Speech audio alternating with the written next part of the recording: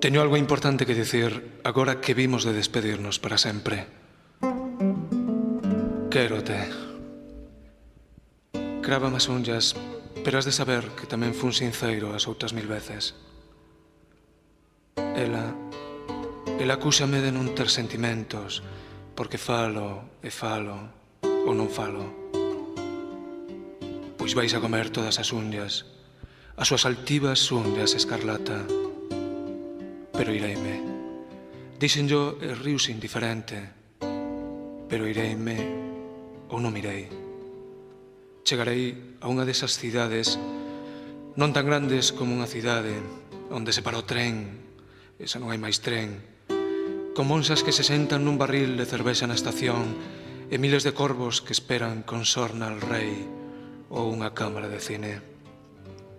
Desa cidade sae un autobús tan bello que ten un condutor que fuma e que fala cos viaxeiros, susto en cada curva, cando chove, e faino cada día desde sempre, limpo o cristal coa man, como se estiveramos caendo, e chove tamén dentro, e non pasa nada, pois chegamos cando escampa e só pinga no autobús, todos mollados menos os paisanos, que se rin ou non se rin.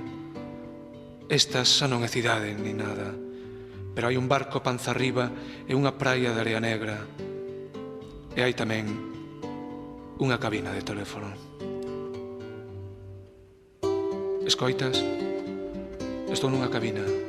Sí, ben. Non, nada. Chovía no autobús e só hai un bar. Sí, teño moedas. De verdade. Tamén eu. Non, aínda non se corta. Si, muller, sigo aquí. Non estaba pensando. Escoitaba. Iso é todo. Non sei que decías. Escoitaba. Non é un libro. Son as follas da guía. Sabes cal é o prefiso de Ras Al Khaimah? Pois marcas o 07, máis 971, e logo o 77, xa podes falar con alguén en Ras Al Khaimah. Non é que non te escoite.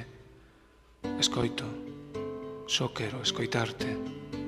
Pero non me preguntes o que dis.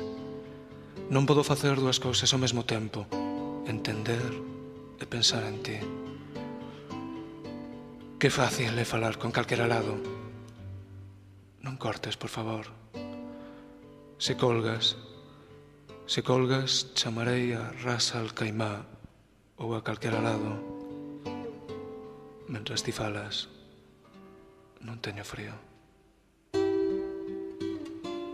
El era forte e feble como un marine yanqui. Ela, frágil e invencible como unha guerrilleira do Vietcong.